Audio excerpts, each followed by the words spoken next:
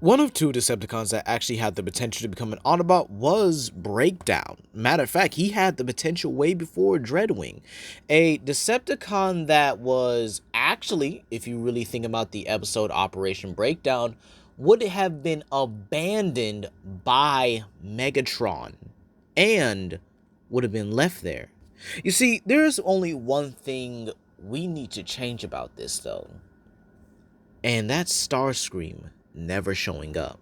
He obeys Megatron in this timeline, actually thinks to himself, well, if Breakdown really was weak enough to get captured by humans, then he has no use to your cause, Lord Megatron, is what Starscream says in this timeline than the original. So Starscream never goes to get Breakdown. And well, the episode kind of carries out the same, except for one thing here. Optimus arrives. You see, Bulkhead and Breakdown kind of do have that little moment where they're a bit, I guess you could say, shaky with each other, but Optimus is now there to kind of do what he does best. Gives one of the best talk no jutsu speeches, I'm gonna say species, excuse me, of all time. And this is where he offers Breakdown something. A chance to redeem himself. A chance to join the right side. A chance to, well, do better for himself. And to right the wrongs of his past. To which Breakdown doesn't take it. Not initially. And he does thank the Autobots for actually coming to save him. And he tries to contact the Decepticon warship. No answer. He tries it again. No answer. No one's picking up his comms. Not even Knockout. And this hurts Breakdown here. It scars him a little bit.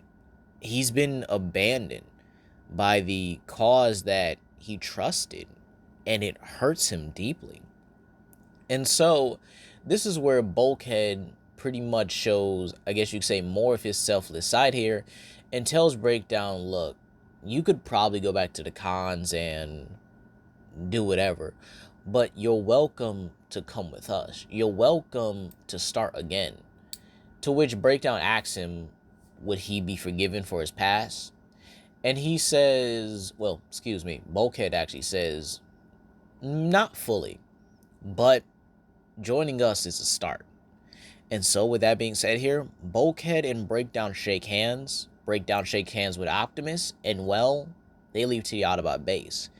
To which Miko is not only surprised, but ecstatic. Another big bruiser bot in the Autobot base here, and she actually congratulates Bulkhead on being the bigger bot, if you will, actually going out of his way to save his mortal enemy.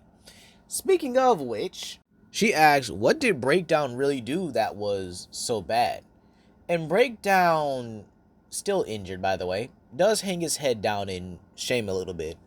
Breakdown was an Autobot before the war, and initially was an Autobot here.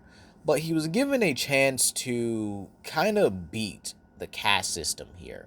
See, Breakdown back then, in his War for Cybertron days, was a racer, but he was the worst out of the group here. He felt always like a loser, and he was treated like that, even by his own cause.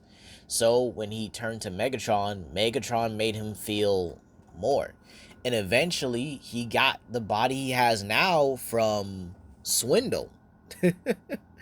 And this is where I would kind of have where Breakdown does, confess to him killing, or at least help killing Zeta Prime and capturing Omega Supreme. But what he really wanted was to feel like he belonged. The cause treated him horribly.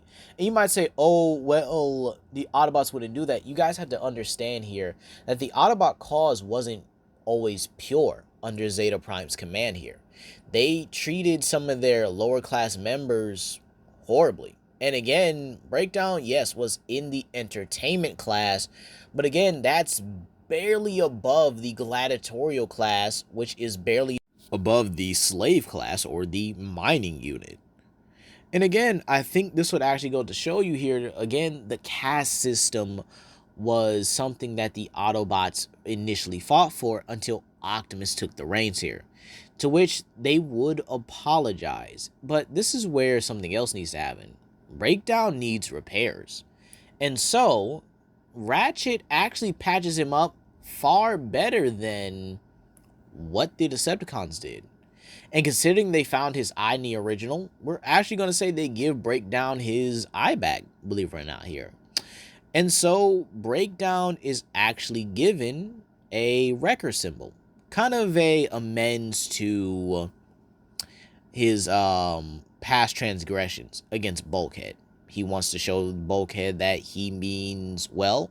So I think it would be better if he actually was given the wrecker insignia. And well, now that he's a part of the Autobots, Breakdown gets toured around the base by Bulkhead or Bumblebee. I'll probably have it Bumblebee, concerning it would be the closest thing he has to Knockout at the moment.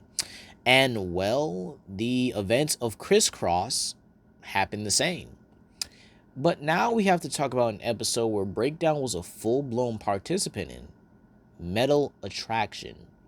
See, this actually plays out a bit differently. Megatron initially sent Breakdown out to get the Polarity Gauntlet. However, in this timeline, it's simply Arachnid. But when she arrives there, RC is there with Breakdown this time. I think this will actually be a good mission for him, to having someone that is, well, a bit more authoritative and I guess you could say a bit more strict than Optimus, if you will, to actually go along and, well, get this relic from him, or get the relic for him, if you will, here. And believe it or not, I actually think well, depending on how you really want to write this here, they actually beat down Arachnid. Again, Breakdown was already giving Arachnid a hard time on her own here. And so just adding RC, who has more experience here, yeah, I think it would actually be pretty good for Arachnid to get knocked out. And well, she's recovered by, no pun intended, by the way. She's recovered by Knockout. She's in a injured state here because, again, Breakdown, hits pretty hard, and he still has that Decepticon intent here. But again, they don't kill her. So Arachnid, injured and everything, is brought back to Decepticon ship, where she's actually repaired by Knockout, meaning that now she's in the thrall of the Decepticons. However, when Arachnid recovers, she actually tells Megatron of the situation and how it happened, to which Megatron is a bit taken aback, not too shockingly, but again, he says that he thought Breakdown was weak before, but to join the Autobots is a new form of weakness, even to him. To which Knockout is a little more scared now. He's a bit more skeptical as well. It's, his best friend. He thought he was dead. He didn't know that Breakdown was even alive. But now he's joined the Autobots. And Knockout actually feels bad in some capacity here. Now, another episode we're going to actually change here is the episode Rock Bottom. In this one, Megatron actually, was going to take Starscream to an energon mine and just kind of mentally torture him. Let's be real. Let's be real. It was mental torture at that point. I don't think he would have killed him.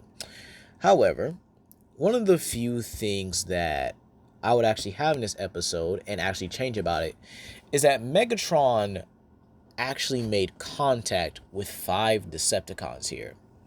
Now, you guys might be surprised at what I'm going to title this episode, but it would actually be called The Thrall of the Combaticons.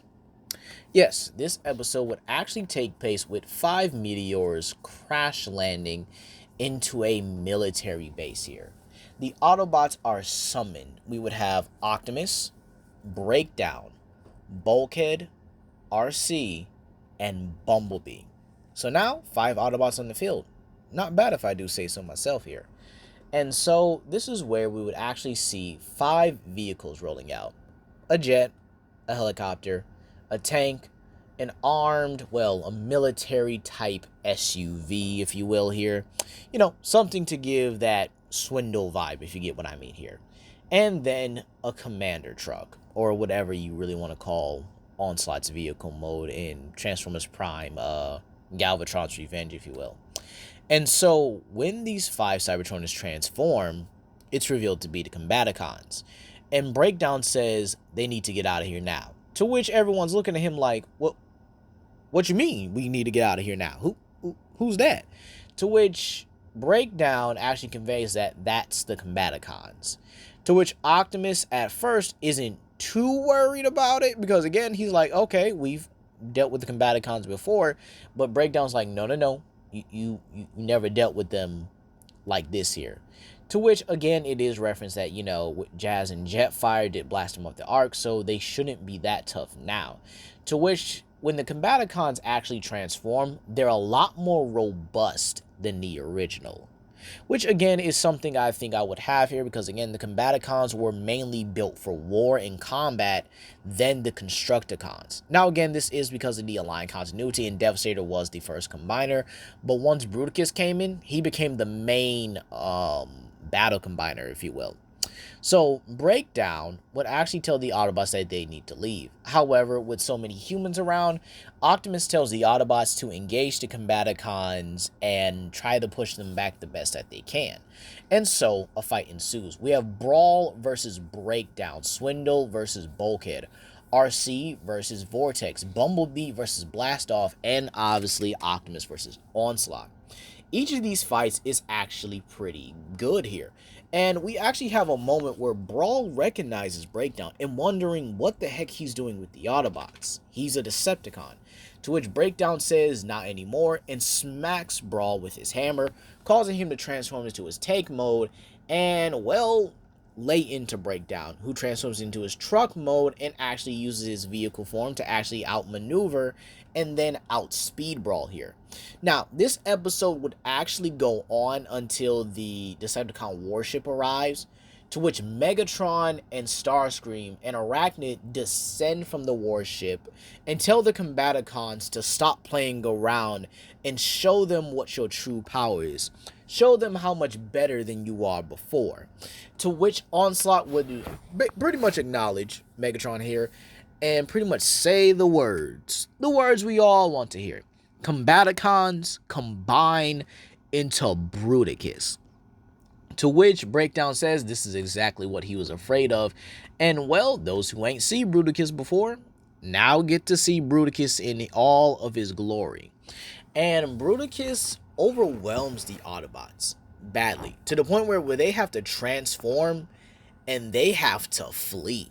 Like they just straight up drive like a couple miles away, but they just narrowly escape a sonic pain wave. Everyone's back in there. Everyone now has to recover. And well, ouch. They got beat bad.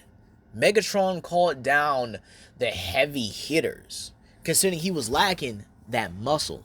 Now he has 5 of them. 5 of the deadliest, most military-armed Decepticons now on his side. And well, that would be my interpretation for a replacement episode for Rock Bottom.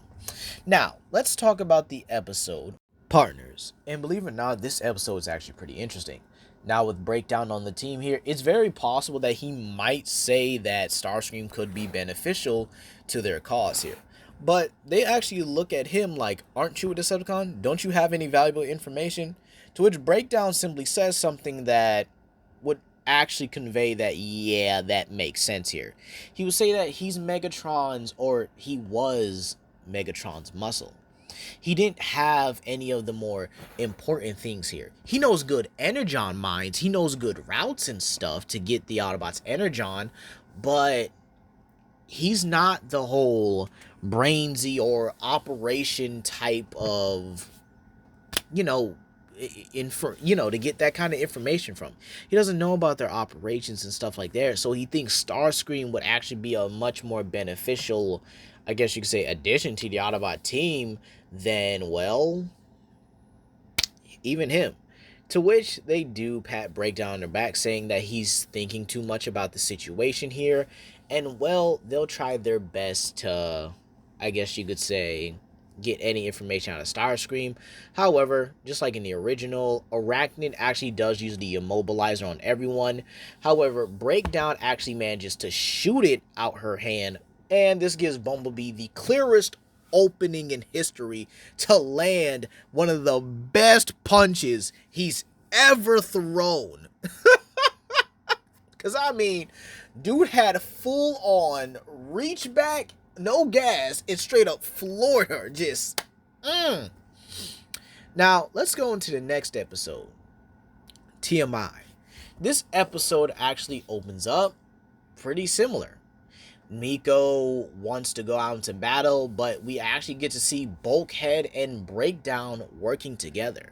I think that would actually be a great, and I mean a great thing to see here. And they're fighting against the Combaticons and Knockout. And this is where Breakdown and Knockout finally get to see each other again. And this is where they have a spark to spark moment to where Knockout says, "I thought you were dead. They told me you'd been killed." And Breakdown is a little bit shocked by this. He thought Knockout abandoned him, and he tries to convince Knockout to come with him here.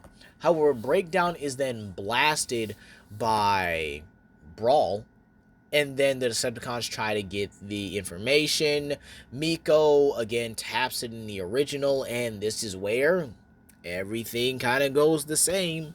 Except, well, in this episode, I would have it be Brawl and Swindle that try to get the information from Bulkhead. However, we get to see Miko and Breakdown actually bond with each other. I think it would actually be a good episode where she actually learns more about Bulkhead and Breakdown due to their history. Breakdown talking about how he and Bulkhead have always been enemies for years here, and probably make some jokes that he never thought he would be that smart here. And this is actually where everything kind of goes pretty similar, except I would definitely have an interesting battle where we actually see Breakdown using his, I guess you could say, his more mental side, where he's actually starting to think a bit more tactically and taking on the likes of Brawl and Swindle together, while Bulkhead just isn't, operative at the moment here. The episode of Stronger and Faster would actually play out a little bit differently. You see, with Breakdown, with the Autobots here, I don't think Ratchet really needs to use the synthetic energon, in all honesty. Believe it or not here, I think the synthetic energon would actually be kind of just not used in general. I do think Ratchet will still continue to experiment with the synthetic energon. Don't get me wrong here. However, what I'm trying to say here and what I'm trying to convey is that the synthetic energon formula just... He wouldn't inject himself with it. He wouldn't feel like he's not, a part of the Autobot team here. He doesn't feel like he's being useless. He doesn't feel useless on the battlefield and stuff here. Because again, with Breakdown here, he should be able to get to RC a lot faster. But let's say the episode does play out like in the original here. Well, Ratchet actually makes his way to Megatron a lot quicker here. And this is where I would actually have, again, another interaction between Breakdown and Knockout. And this time, it's around Megatron. This is where I would actually have Breakdown convince Knockout to join him. And just as it feels like Knockout is about to really go with him, Megatron stabs him through the chest here, just to cause Breakdown pain here. Breakdown charges at Megatron, trying to swing at him, but again, Megatron's more skilled. He's not fighting Megatron. And, well, Megatron beats down Breakdown, while Breakdown probably gets, like, what, 1 or 2 hits in, and that's about it. Megatron's about to kill him, but Optimus comes in just in time to fight him off, And well, with the rest of the Autobots on their way, Megatron decides to retreat for now. And this is where they actually get Knockout back to the base. He's in critical condition, but he'll make it. Meaning that we get both Breakdown and Knockout joining the Autobots a lot earlier.